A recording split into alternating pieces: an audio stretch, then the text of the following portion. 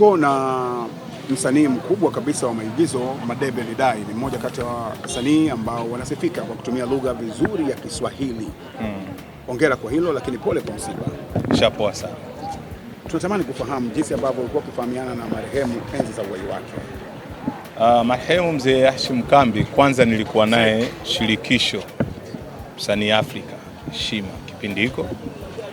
Nilimkuta pale tukifanya tamthilia tofauti zikiwepo Hatia na tamthilia nyingine.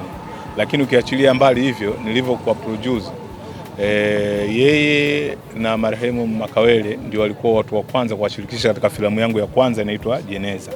Lakini bado haitoshi, nilishawahi kufanya naye filamu inaitwa Mzee Ngadu kipindi cha DVD nadhani, maana sasa hivi soko lipo na Umoja Movie.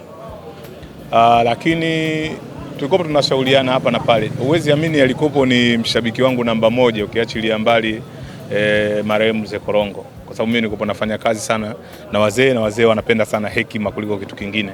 Kwa hiyo ni mtu ambaye muda mrefu tulikuwa tunashauriana, anajaribu kuniambia sinema kabla ya kutoa ianze kumfikia yeye. Kwa hiyo namkumbuka kwa namna ni mtu ambaye alikuwa ananipa challenge hususan ya elimu na namna ya kuweka sawa lugha katika kuzungumza, kwamba lugha hii sasa huyu kama ni huyu kijana usiweke hivi, yeke hivi ili ionekane unaonekana na kijana. Tukifika kwa wazee yeke, yani katika muundo wa script.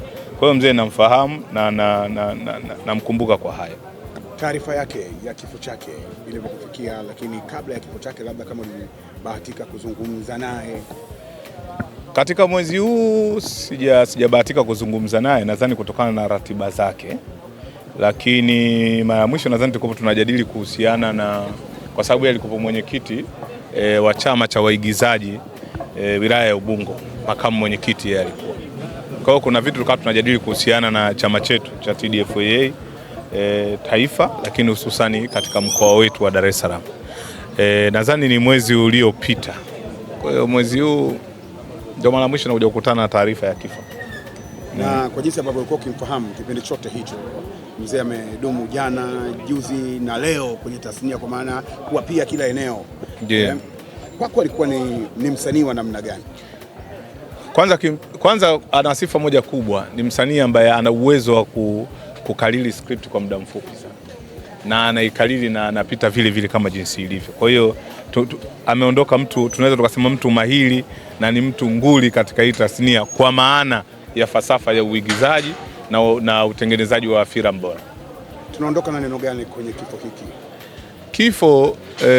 Kifo ni muondoko ambao hauna taarifa.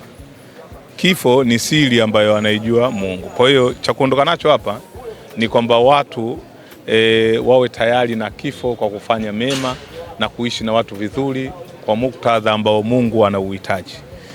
Kikubwa ni kwamba tuendelee kumuomba Mungu, tuwe na mwisho mwema, mwisho usio kuona makando. Hiko ndo kitu ambacho naweza kusema kwa wale ambao wamekuja kupata elimu kupitia kifo. Pole sana. Asanteni sana.